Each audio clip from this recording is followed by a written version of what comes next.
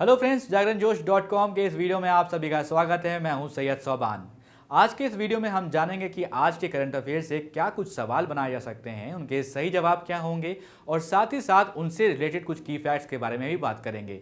साथ ही साथ इस वीडियो के एंड में आपको एक सवाल देंगे जिसका जवाब आपको हमें कमेंट बॉक्स में लिख कर देना होगा। तो चलिए शुरू करते हैं पहले सवाल के साथ। करगिल विजय दिवस निम्न में से किस दिन मनाया जाता है? इसका जो सही जवाब है वो है ऑप्शन ए 26 जुलाई। तो आपको बता दें कि करगिल विजय दिवस भारत में प्रत्येक साल 26 जुलाई को मनाया जाता है और ये दिन कारगिल संघर्ष में शहीद हुए जो सैनिक थे हमारे देश के, उनको पूरे देश में श्रद्धांजलि अर्पित की जाती है और सारा देश इस दिवस पर युद्ध में जान न्यौछावर करने वाले जो शहीद हमारे देश के थे उनको याद करता है और कारगिल युद्ध के दौरान शहीद हुए उन सैकड़ों सैनिकों को याद किया जाता है जिनकी बदौलत हमारी सीमा और देश की सुरक्षा हो सकी है। तो 26 जुलाई को कारगिल विजय दिवस पूरे भारत में मनाया जाता है। बढ़ते हैं अगले सवाल पर। सवाल है कि हाल ही में यूनेस्को ने तेलंगाना के किस मंदिर को विश्व धरोहर में शामिल किया है? इसका सही जवाब ऑप्शन बी रामप्पा मंदिर। तो तेलंगाना में स्थित है काकतीय रुद्रेश्वर रामप्पन मंदिर जिसे कहा जाता है, उसको यूनेस्को ने 25 जुलाई को विश्व धरोहर में शामिल कर लिया है। प्रतिष्ठित रामप्पा मंदिर महान काकतीय वंश के उत्कृष्ट शिल्प कौशल को प्रदर्शित करता है। वारंगल में स्थित ये शिव मंदिर इकलौता ऐसा मंदिर है जिसका नाम इसके शिल्पकार, जिनका नाम था रामप्पा, उनके नाम पे रखा गया है। इतिहास के अनुसार काकतीय वंश के राजा ने इस मंदिर का निर्माण 13वीं सदी में करवाया था। वीडियो में आगे बढ़ने से पहले एक सूचना, हमारी वेबसाइट जागरणजोश.com पर अगर आप करंट अफेयर्स पढ़ना चाहते हैं तो आपको अपने ब्राउजर में टाइप करना है www.jagranjosh.com, जिसके बाद आपको हमारी वेबसाइट का होम पेज नजर आएगा। इसके बाद आपको करंट अफेयर्स के टैब पर जाना है। जब आप करंट अफेयर्स टैब पर क्लिक करेंगे तो आपको कुछ इस तरह से पेज नजर आएगा।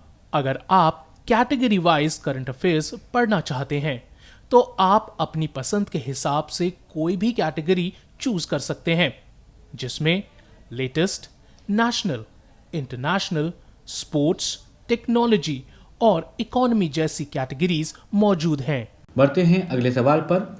विश्व कैडेट चैंपियनशिप में 73 किलो भार वर्ग में निम्न में से किस भारतीय महिला पहलवान ने स्वर्ण पदक जीत लिया है?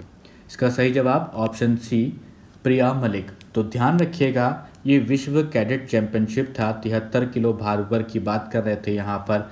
बहुत सारे लोग कंफ्यूज हो गए थे कि ओलंपिक्स में जो है प्रिया मलिक ने गोल्ड मेडल जीता है, लेकिन ऐसा नहीं है। ओलंपिक्स नहीं है ये विश्व कैडेट चैंपियनशिप है। तो प्रिया मलिक उसको आप जानते ही हैं, भारत की जो है महिला जो रेसलर है प्रिया मलिक, उन्होंने हंगरी में आयोजित वर्ल्ड रेसलिंग चैंपियनशिप में गोल्ड मेडल जीता है। आपको बता दें कि प्रिया मलिक ने 73 किलो भार वर्ग में गोल्ड मेडल जीता है। उन्होंने फाइनल में बेलारूस की पहलवान को 5-0 से शिकस्त देकर गोल्ड मेडल अपने नाम किया है। प्रिया मलिक हरियाणा के जींद की रहने वाली हैं। बढ़ते हैं अगले सवाल पर। तो अगले सवाल दोस्तों कि निम्न में से किस राज्य सरकार ने शिक्षा के क्षेत्र में आपदा प्रबंधन विषय को अनिवार्य विषय बनाने की घोषणा करी है? तो इसका सही जवाब ऑप्शन डी उड़ीसा। तो उड़ीसा में कॉलेजेस में प्रथम वर्ष के दौरान जो आपदा प्रबंधन है उस पर एक पाठ्यक्रम को अनिवार्य विषय के रूप में पढ़ाया जाएगा। अब राज्य के उच्च शिक्षा मंत्री अरुण साहू ने इसकी जानकारी दी है। उड़ीसा सरकार ने 29 मई को उच्चतर माध्यमिक स्कूलों और कॉलेजेस में पाठ्यक्रम में आपदा और महामारी प्रबंधन को शामिल करने का फैसला लिया था, जिसके बाद ये कदम उठाया गया है। बढ़ते हैं अगले सवाल पर। सवाल है, वेट लिफ्टर मीराबाई चानू ने टोक्यो ओलंपिक 2020 में 24 जुलाई को कौन सा पदक जीतकर इतिहास रच दिया? तो एक तरह से ये कह सकते हैं कि ये आपके लिए रिवीजन के लिए है और एक और इससे जुड़ी हुई खबर आई है, तो वो भी मैं आपको यहाँ पर बताऊंगा। तो इसका सही जवाब है रजत पदक। तो weight lifter Mirabai Chanu Tokyo Olympic 2020 में 24 जुलाई 2021 को सिल्वर मेडल जीतकर उन्होंने इतिहास रच दिया और मीराबाई ने महिलाओं के जो 49 किलोग्राम वर्ग में सिल्वर मेडल पर कब्जा जमाया है। वे वेट लिफ्टिंग में रजत पदक जीतने वाली पहली भारतीय खिलाड़ी बन गई हैं। इस उपलब्धि के बाद पीएम नरेंद्र मोदी ने उनसे बात भी की थी और उन्हें भविष्य के लिए शुभकामनाएं दी थी। लेकिन एक खबर जो इम्पोर्टेंट यहाँ पर आपको बता दूं कि मीराबाई चानू को जो है सिल्वर मेडल दिया गया था, लेकिन जो गोल्ड मेडल एक चीन की खिलाड़ी थी जिनका नाम है जिहुई हो, जो कि इस इवेंट में टॉप पर रही थी, लेकिन उनका हो सकता है एक डोपिंग विरोधी अधिकारियों के द्वारा परीक्षण किया जाएगा। अगर वो उसमें फेल होती हैं तो उनका जो गोल्ड मेडल होगा दोस्तों, वो जो है हमारे देश की मीराबाई चानू को ट्रांसफ़र कर दिया जाएगा अगर वो फेल होती हैं डोपिंग टेस्ट में। तो ये एक इम्पॉर्टेंट बात थी, इसको ध्यान में रखिएगा। लेकिन ये अभी हुआ नहीं है, तो अभी मीराबाई चानू के पास सिल्वर मेडल ही है। बढ़ते हैं अगले सवाल पर। सवाल है कि किस आईआईटी संस्थान ने घुसपैठ पहचान प्रणाली या एंटी ड्रोन टेक्नोलॉजी साइबर सुरक्षा प्रणाली के लिए साइबर सुरक्षा समाधान खोजने के लिए टेक्नोलॉजी इनोवेशन हब लॉन्च किया है।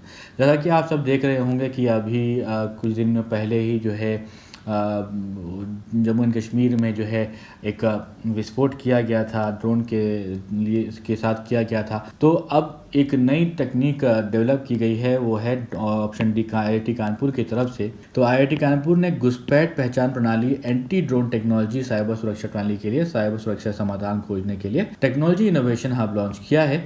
एक कठोर आवेदन प्रक्रिया के बाद 25 अनुसंधान और विकास प्रमुख जांचकर्ताओं और 13 स्टार्टअप का चयन किया गया है। साइबर सुरक्षा में अत्याधुनिक तकनीक आम जनता के साथ साथ उद्योग और सरकार की डिजिटल संपत्तियों की रक्षा करने के लिए आवश्यक है। बढ़ते हैं अगले सवाल पर। सवाल है कि इस राज्य में मची राजनीतिक उथल पुथल के बीच बीएस येदियुरप्पा ने मुख्यमंत्री पद से इस्तीफा देने की घोषणा की है, और जो सही जवाब है वो है कर्नाटक। तो कर्नाटक में जो है राजनीतिक उथल पुथल के बीच में बीएस येदियुरप्पा ने मुख्यमंत्री पद से इस्तीफा देने की घोषणा करी है। जब मैं ये रिकॉर्ड कर रहा हूँ तब तक ये बात है।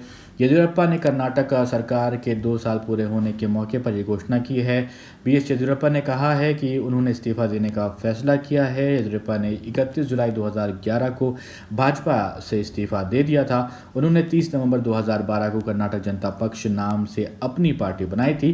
साल 2014 में येदियुरप्पा फिर भाजपा में शामिल हो गए थे। अब वो सवाल जिसका जवाब हमने आपसे पिछले वीडियो में पूछा था। तो सवाल है, केंद्रीय मंत्रिमंडल ने स्पेशलिटी स्टील के लिए कितने करोड़ रुपए के उत्पादन से जुड़े प्रोत्साहन योजना को मंजूरी दी? सही जवाब ऑप्शन डी 6,322 करोड़ रुपए। तो केंद्रीय मंत्रिमंडल ने स्पेशलिटी स्टील के लिए 6,322 करोड़ रुपए के उत्पादन से जुड़े प्रोत्साहन योजना को मंजूरी दी है।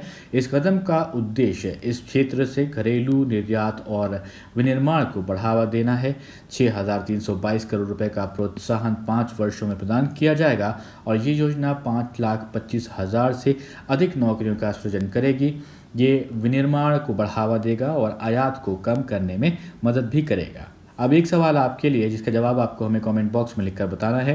विश्व मस्तिष्क दिवस वर्ल्ड ब्रेन डे निम्न में से किस दिन मनाया जाता है? आपके ऑप्शंस 22 जुलाई, 15 अप्रैल, 20 मार्च या फिर 22 अगस्त। आप अपने जवाब कमेंट बॉक्स में लिखकर हमें बताएं। ये वीडियो पसंद आया हो तो लाइक करें, इस वीडियो को अपने दोस्तों के साथ भी शेयर करें, और अभी तक आपने हमारे चैनल को सब्सक्राइब नहीं किया है तो ज़रूर सब्सक्राइब करें और देखते रहें जागरणजोश.com।